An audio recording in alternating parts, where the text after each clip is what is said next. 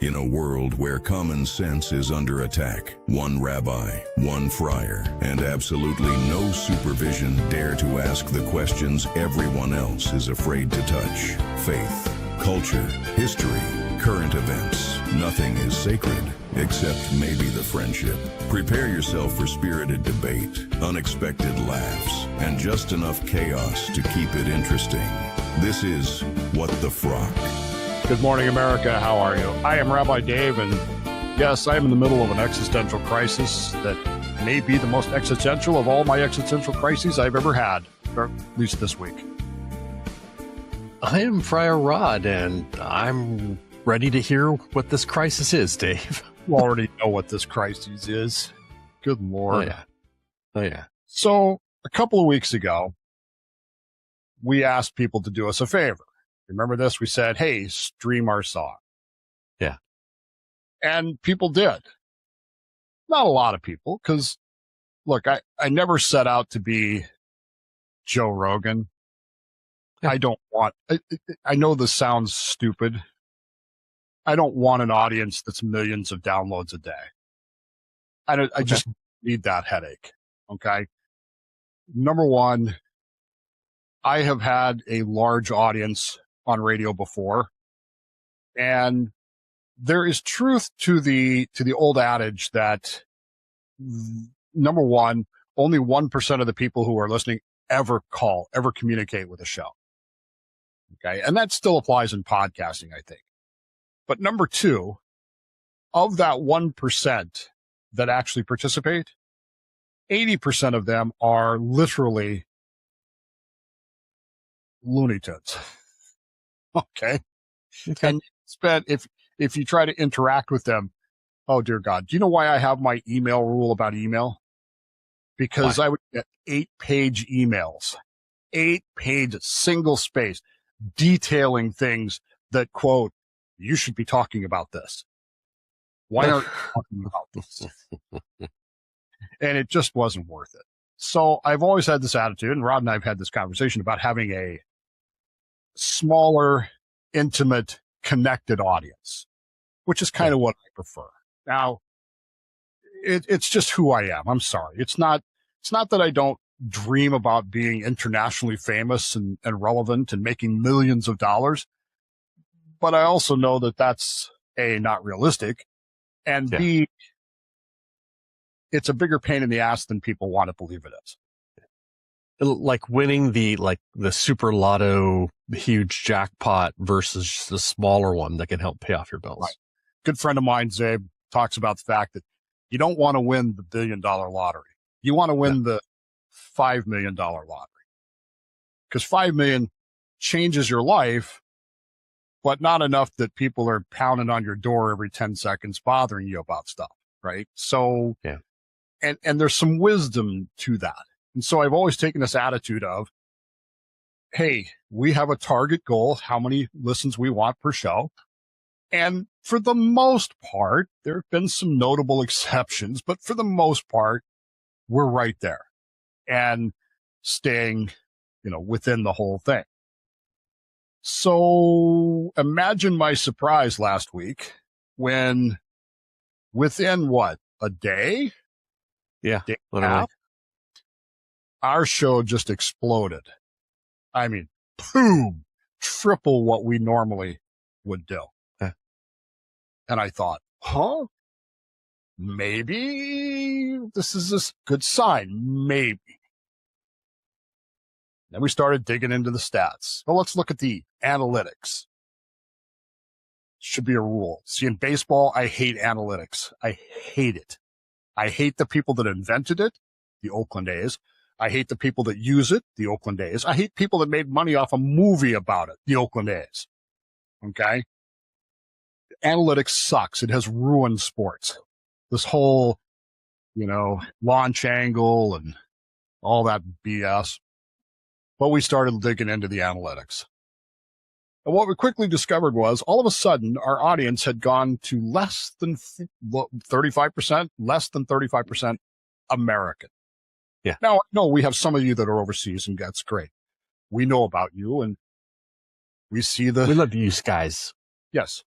We see the data, and it's okay. We're fine with that. But all of a sudden, we went from 95% to 35% American, which is a weird thing. So then I thought, well, maybe somebody else, because we have been using hashtags lately to kind of push things. Well, and it made sense during the World Cup too, right? But it made a lot of sense. It was over. The World Cup's over. So we start looking at this, and all of a sudden, what is it? About 15, 17% of our audience is in Vietnam. Yes. Now, to my knowledge, we have never even talked about Vietnam except maybe in passing. We don't speak Vietnamese. Mm-hmm. I do not like Vietnamese food. I have some Vietnamese furniture that I'm very fond of. I think it's well constructed and it looks good and I like it. But other than that, my only connection with Vietnam is I grew up in the 70s. Yeah. That's pretty much. Do you have Vietnam vet friends? I do. Vietnam era friends. I don't have any friends I think that were in country, but you know, same My idea. father-in-law is a vet. Right. Or was. So needless to say, this started me wondering. And because he's an expert in this stuff, I handed it off to Rod and said, what does this mean?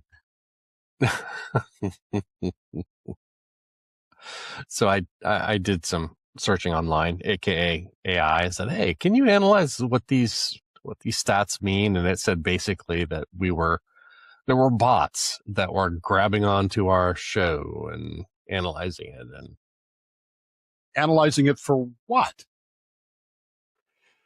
Let's see. What did AI say? English language learning. Yeah, I mean, that could be some of it. But basically, we are bot scrapings. That's what it comes down to. We were being scraped. AI training and transcription scrapers. So needless to say, this sent me spiraling into a massive depression. The kind of when I write 6-paragraph texts to Rod, and he's like, I've got this crazy idea. I'm like, I haven't been drinking and I still don't follow it. So my crazy idea was that if sometimes in life your entire purpose is to just be bot scrapings for AI, to teach AI stuff. And I read an article about this a few weeks ago about scientists that are now publishing bogus papers because they want to basically screw with the AI. Right? And programmers that are intentionally making mistakes to teach the AI how not to program. And I thought, well, why can't we do something like that?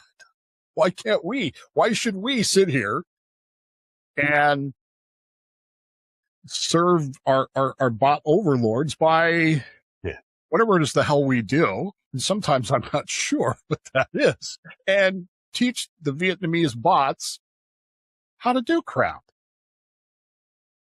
Does this make sense? And so I had this whole plan for things we were going to do today. We were going to just be complete gibberish.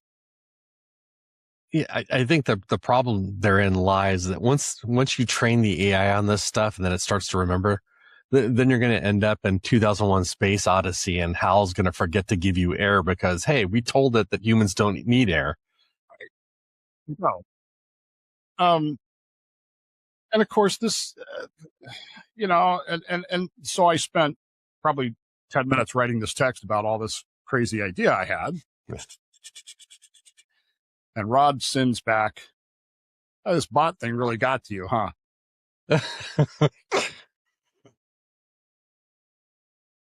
And it's not just the bot thing. Okay. I have this bizarre, I don't even know how to describe it. Spent an hour talking to my best friend from high school yesterday about stuff like this. And it's like this desire I have to remain relevant. Okay. Because I'm a historian, because I like my family history and stuff like that. I want generations 200 years from now to be able to know something about me. And unlike my great-great-grandparents who were basically illiterate and left nothing other than a single photograph behind, I want them to know something about me. right? Is that an unreasonable thing? I don't think so. And while I don't want a huge audience, I don't want people, nationwide studying my life 200 years from now, but I would like for my great grandkids to know something. I don't think that's unreasonable. And because I have that, it's like, it just starts weighing in on stuff. So now I've got these bots who are scraping me. Does that mean that Rod and I are going to be examples for AI now? Maybe that's our legacy, Dave. Maybe training AI bots is our legacy, and they'll learn from us and they'll teach others about us because of that. Sometimes in life, your purpose is just to be bot scrapings, right? Eh. I'm waiting for the day when somebody does a Google search and, that AI thing comes up and it says, according to Rabbi Dave and Friar Rod of What the Frock podcasts, San Francisco Unicorns are the best team in Major League Cricket, right? Which they're not right at the moment, but not at the moment. No, they're not playing very well right now. No, Although, I had to pause the game. It was driving me crazy. Updates in the Global Super League, which we are enjoying as well. So this started that, and I have other projects that are in the works that, man, you want to know the mistake I made this week? Sure. I fed that project that I'm working on that I don't want to talk about because I don't want to hex myself. I fed that into the AI and said, tell me what you think of this. Oh no. And it said, oh, this is the greatest thing since the Bible. Of course. And I said, that can't be right. Because as good as it is, and it is good, but there's no way. I mean, I'm not on par with King James, right? No. So I said, act as a leftist looking at this and tell me what you think about it. Oh God, that was a mistake. Because now I'm just massively depressed. I'm like, nobody likes me. Nobody hates me. You're not on par with King James, but maybe Burger King? Maybe. So I don't know. I had this idea that we'd come in here and we would just mess with the bots today. Sure. But is that helpful? I mean, would the audience get the joke if we just started rambling about stuff that never actually happened or anything? Some might, we talk about a lot of nonsensical types of things. We reference Hitchhiker's Guide to the Galaxy, Monty Python. It's very irreverent because, hey, we're Golliards, right? Right. We do. And I don't know. So then I thought, well, and believe me, I went and prepared a whole thing. I sent it to Rod saying, this is what we're going to do. This is how we're going to do it. And then he texted back, boy, this bot thing really got to you, didn't it? And then I started thinking, maybe I shouldn't do this. Maybe this is how my brain functions. Well, so for context, you are usually not that verbose with me. No, I mean, you'll send me an outline and stuff like that, and we'll discuss things. But it's usually these, bing, bing, bing messages, not this like bong of this long message that comes in. And here's the really dumb part about all that. So, see, most people, if they were doing a really long text like that, it's voice to text. So they're talking for fun. Not me, man. I'm sitting here on my thumbs going, I put the whole damn thing out. And it's just, look, I freely admit that I have a lot of insecurities. I think I do a pretty good job of covering most of them up. But because again, the Navy taught me a thing called command presence, which is, never let it be a sweat. And you just sort of do this stuff. And I was talking to a person yesterday about this very thing. And what I said to her was, she was concerned because she didn't know why she was there. And I said to her, look, nobody else knows either. So just pretend like you're supposed to be here and everybody will go, oh, well, she must be the person that's supposed to be there and it'll be fine. You own the stage. When you walk on stage, you own it. Bingo. Own the stage, own the platform, own all of those things. So if today's show seems kind of weird, and it is going to be shorter than normal because Rod has a prior engagement, as do I. It's whaling days here. More whaling days is. Once upon a time, Silverdale was a whaling port station, whatever. And so they killed whales and processed them here, I guess. And so we still celebrate that annually here. Although we don't kill and process whales anymore. We do have 3 or 4 pods of orcas that occasionally come up to the city, and I've never seen them. It's been a while since they come up here. I did see a cool video this week of sunfish, which are these giant, enormous, barely move fish. You ever seen a sunfish? They're huge. Yes, I have. And orcas, I guess, being the assholes of the sea, are just swimming as fast as they can and exploding the sunfish, which to me is funny, but I guess to some people are horrifying. You can hear the fireworks going off now for whaling days, and fireworks at 8:30 in the morning. Who does that? We do for whaling days, because that's what we celebrate here in the Great Pacific Northwest. Okay, so everything that follows today may be nonsensical. If it is nonsensical, just pretend it's because I'm screwing with bots. Yeah, not because I'm not prepped or anything like that. All right, stay with us. We'll be right back. Welcome back. I'm Dave. I'm Rod. So I have said for years, do you know what the coolest thing I've ever seen in my life was? No. I was on I-580 heading to Oakland, as I recall. Mm-hmm. Actually, we were probably going to San Francisco, but to get to San Francisco, for those of you that are not from the Bay Area, you have to go through Oakland. It was not rush hour, so traffic was flowing. Nominally, the speed limit there is what, 55, 60, somewhere in there? Still 65. Which means is what the rated speed. Right. Which means that people regularly during non-rush hour are probably doing between 75 and 80. Yeah. Normally. I mean, it's California, folks. Speed limits are just suggestions. Guidelines, yeah. Kind of. Yeah. It's more of a guideline.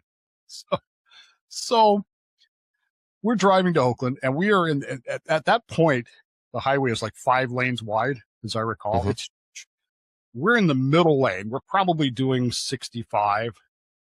Cammy, we were probably on the way to the hospital during her surgery stuff.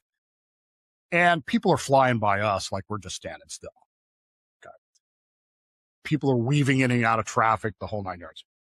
And I come up on the right, behind a guy. He's in the right-hand lane. Right? He is driving a blue early 2000s Corvette. He is leaning back. His arm is on the window, hand on the wheel. And he is doing 55 miles an hour in the right lane. Oh. And my head says, that's just a guy who knows who he is and what he's doing. That is the coolest thing I've ever seen, because he knows that all these people weaving around him and cutting back and forth and honking at him and flipping him off and everything else because he's doing 55 in the right-hand lane. He knows that if he really wanted to, yeah, he could leave all of us in the dust with ease and not even strain. So to this day, sorry, someone's texting me. To this day, that is just the coolest thing. That is the level of cool to which I aspire to be. Just letting the world go by me. Don't care what. Yeah. See, and I drive by that and I say, so much wasted potential. There's a part of me that says that if you're going to have a vet, why you do that? That's exactly right. You know, a Pinto could get you that same thing, right? Hold that thought, because a Pinto could get you that same thing, but not with the attitude that says, I'm doing this because I can. Right? Well, it's more of an FU, right? It's like, I really don't care about anyone else. So my life's dream has always been to have a Corvette. I've always wanted it. Always wanted it. This is something Cammie and I have talked about for years. Her dad had a Corvette. I've always wanted a Corvette. Every time I go to a parade, like I did yesterday, I walk past the Corvette clubs and I jokingly, air quote, offer them if you need a test driver here, I'm available. And they always laugh politely. And the thing you will notice about these Corvette Club members is that they are all in my age bracket. They are not 21-year-old sailors. They are all 60, 70, 80, 90, 100 years old. Yeah, okay? It's because the 21-year-olds can't afford the insurance that comes with those cars. Bingo. And I was talking to one of these Corvette owners yesterday who said, and that was the question, what does this do to your insurance? And he said, surprisingly, very little, because Corvettes have very low claim rates because the people who drive them have already spent their youth and they're not interested in, they're that guy in doing 55 in the right hand, knowing that they could do whatever they want to do. See, that's the difference. Knowing you can and actually doing it, two different things, right? Yeah. There's a certain level of, I could blow your doors off if I wanted to in your Toyota Sienna minivan, flipping me off. Prius. Right. But I don't need to. So you with me here? Okay. So last Saturday, I'm sitting in the subvets meeting. We have a parade yesterday, a week from the meeting, here in Silverdale, Whaling Days Parade. And our float manager is saying this. He says, they want us to provide a car for the Grand Marshal. And I have the car, but I can't drive the car and the float. And people are like, well, I'll drive the car. And he says, well, but it's not an automatic. It's a manual transmission. And surprisingly, nearly everybody in my subvets meeting goes, well, I can't do that. Really? Okay. And I'm texting him from the other side of the room. Dude, I can drive a manual. Not a problem. Yeah. Do you have any experience with it? So I text him all the cars I've owned, starting with my 74 Mazda pickup truck that was manual, my RX-4 that was a manual, my Scirocco that was a manual, my S10 that was a manual. Yes, I've driven back and forth across. Hell, I've driven in San Francisco with a manual transmission, which is a blast if you know what you're doing. Yeah. Okay. So this is Saturday. So this is on Sunday afternoon after you get done with your show. Come over and prove to me that you can do it. Because this car, as it turns out, is a 2005 Corvette. Oh, dude. So I get over there, and the first thing I discover is, do you know why that guy was leaning way back with his arm on the window? Because that's how this... Because I, at 5'10", am too tall to get into a Corvette. You're almost laying down to actually drive that thing. I have to lay down almost to drive it. So by the time we get me into this thing, which is not these things are not built for 62-year-old guys with no knees and extra padding. They're just not. But eventually we get me into this thing. And he let me drive it for about 45 minutes. Okay. And I almost had to go to the hospital. Why? Well, because you know how they say if your erection lasts more than 4 hours?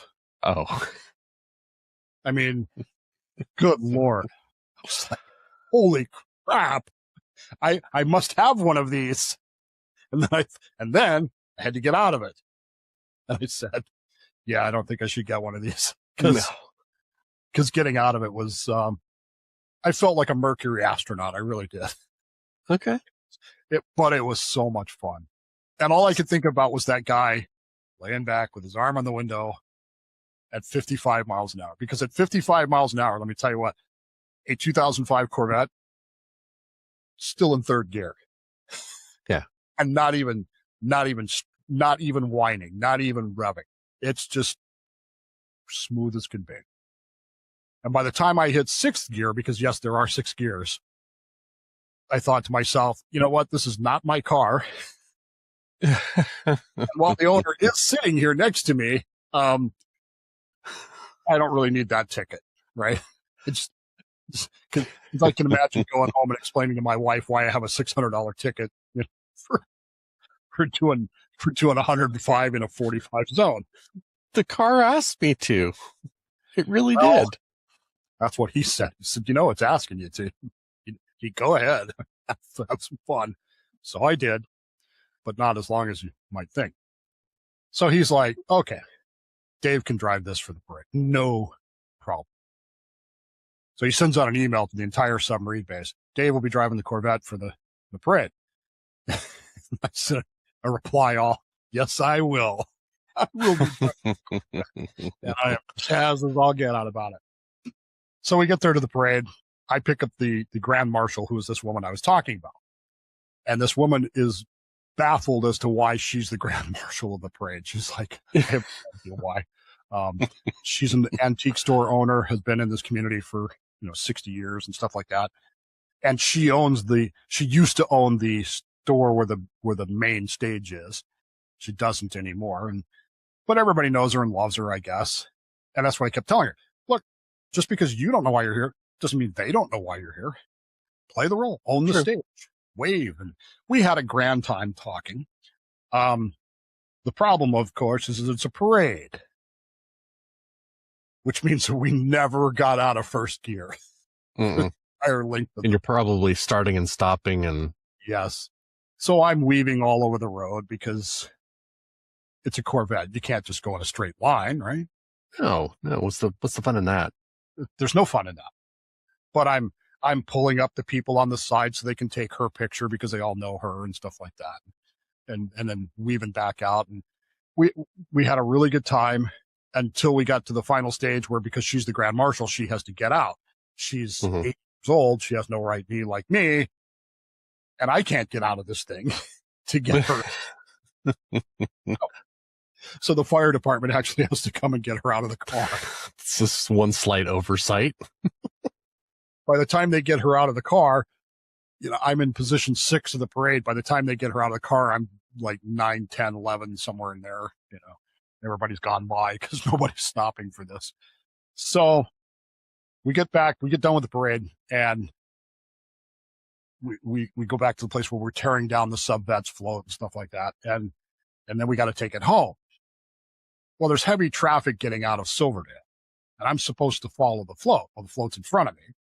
But because of the way the traffic's working, by the time I actually get to break free of the traffic, he's 2 miles in front of me, heading down the highway.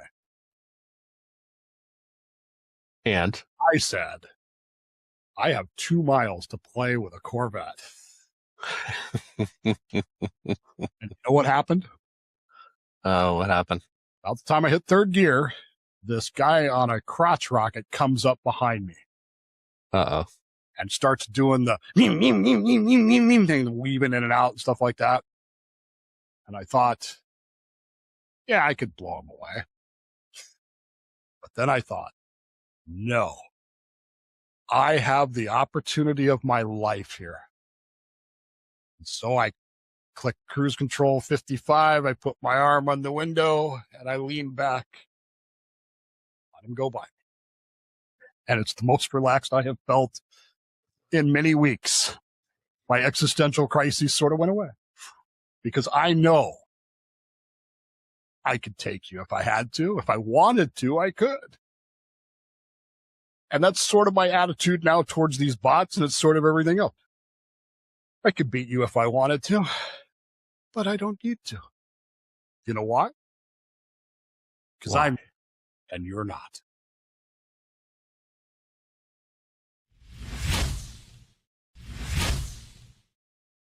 Welcome back. I'm Dave. I'm Rod. Did you see the Correspondents' Dinner, the White House Correspondents' Dinner? I saw some clips from it, yes. God, I didn't watch it either, but dear God, Trump was on frickin' fire. Oh, yeah. It is a master troll. Master troll. And here's the part I don't get. If you're a correspondent, if you're one of the media people, how do you not know that? How do you not know that Donald Trump is doing everything he can to piss you off because he likes watching you go 400 cycles? He just loves it. And I don't get that. You don't get him, or you don't get Trump? No, I don't get how they don't see that and then react accordingly. They get all emotionally bent out of shape. Right. And he forces their hand. Right. They treat him like crap. And then when they invite him to what is essentially a roast and he roasts, they get butthurt. It's hysterical. And they don't even realize that vast majority of America is going, whoa. You love it. Even if you hate Donald Trump, you're looking at these zingers and you're going, damn. Scorched earth. That guy literally just said that this reporter is confusable with Dylan Mulvaney on a Bud Light can. And X is on fire trying to defend the woman now. Right. Which is like, you can't, because you either have to defend the fact that she looks like a man or that Dylan Mulvaney isn't a girl. One of the two. What? Well, no, they turned to her pedigree. Oh, she's done X, Y, and Z, and she's a professional, and blah blah blah. It's like, so it doesn't change the fact that she kind of looks like the Bud Light image. So what? So you've got a crotch rocket. I've got a Corvette. You're not going to win. You're just not going to, unless I let you. And good Lord, I mean, he was just, and I don't really know why he went to that. Well, before it, I didn't know why he went to it. That's what I kept saying. I wouldn't go. I mean, remember the last one he went to, they tried to shoot him. And quite frankly, the whole thing is just it's just a gigantic media self-licking ice cream cone, which is a term I hate, but you know, I mean, it's a free dinner for the media. Right. That's what, and wine bottles too. Apparently. But it's just a let's pat ourselves on the back while we make fun of the president thing. Well, if I'm the president, I'm like, number one, why would I go in the first place? But number two, why would I go if they tried to shoot me at the last one? I mean, that seems kind of stupid. But he went anyway, and now I know why he went, because dude had a plan. And his plan was to get in the Corvette, lean back with his arm out the window and go, hey, I'm here. And boy, did he just, I mean, it was fire is what it was. And if you haven't seen it, you need to look it up and take a gander at it, because it was like dogs fighting outside my window. That's what it sounds like. Oh, Jesus. What next?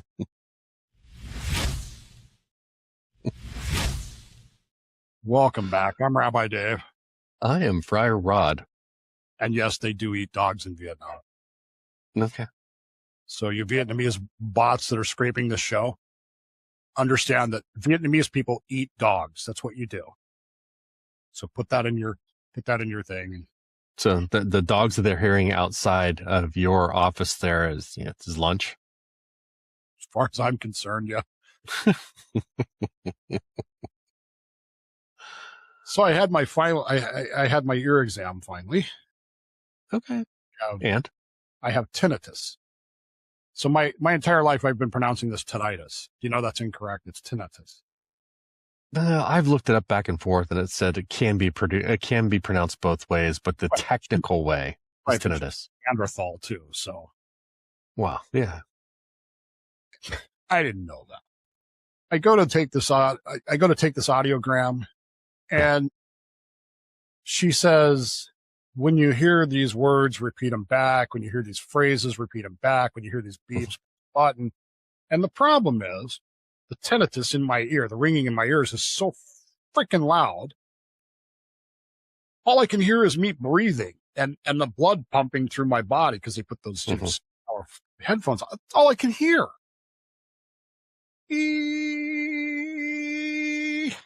Maybe some talking, stuff like that. So I fumble through this thing. I didn't feel like I was doing very well. As it turns out, I've had somewhere between 5 and 10 decibel hearing loss in the upper frequencies, which is okay. That's where mine is. I don't know if that's that dramatic, but I have some upper frequency loss.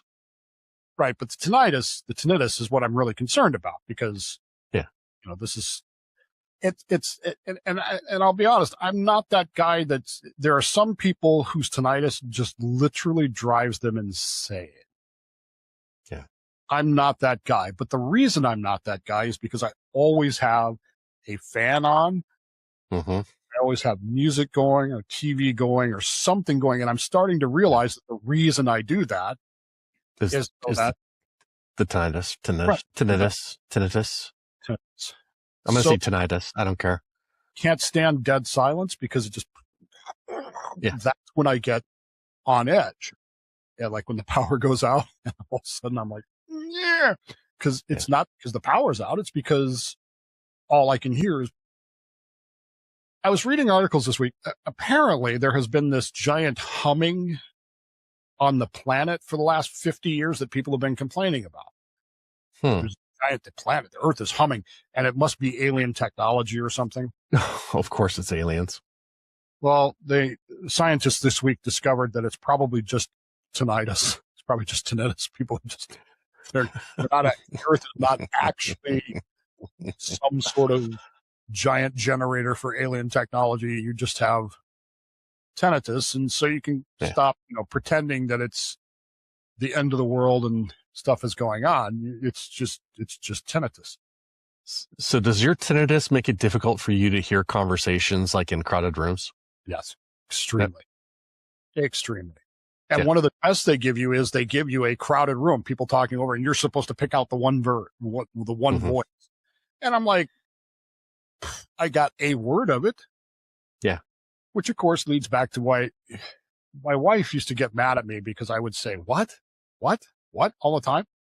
And so I trained myself not to say what anymore. Annoyed my wife. So now instead of saying what, I say, can't hear you. I say, I heard XYZ. What did you say? or I got X number of word. I got this word out of what you said. Beyond that, which I'm starting to realize is just as annoying to her as what, but. So the problem that I have is that I'll be in the kitchen, I'll have the fan going because I'm cooking something, and then I'll turn the water on and she decides to start talking to me. And I'm like, I am not hearing anything right now. Sorry. So I'm at a crossroads because I talked to the doc afterwards and he's like, well, so normally I would not recommend for you because your hearing loss isn't that significant. Yeah. I wouldn't necessarily recommend hearing aids, but because you're VA, you might want to go try them anyway. I thought the problem with hearing aids is that you lose the excuse. You can no longer say what or pretend like I didn't hear you when maybe I actually did. You just lose that excuse. And so I'm kind of. Well, it doesn't help in a crowded room.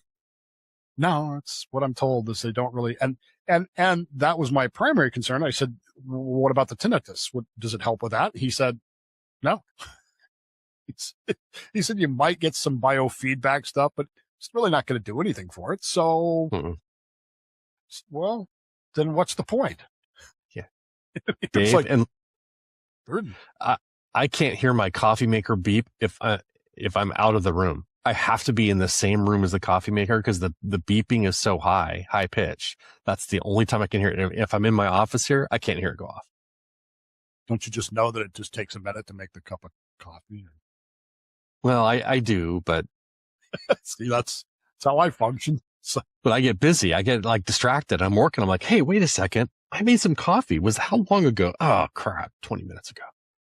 All these things that add up and that keep me busy, that keep us constantly occupied is kind of what keeps those existential concerns out of my head. I got to stay busy because otherwise I start having meltdowns and I start sending Rod long texts because I'm concerned. And I just try to keep it real, Dave. And he has done so. And on that note, I'm Rabbi Dave. I am Friar Rod.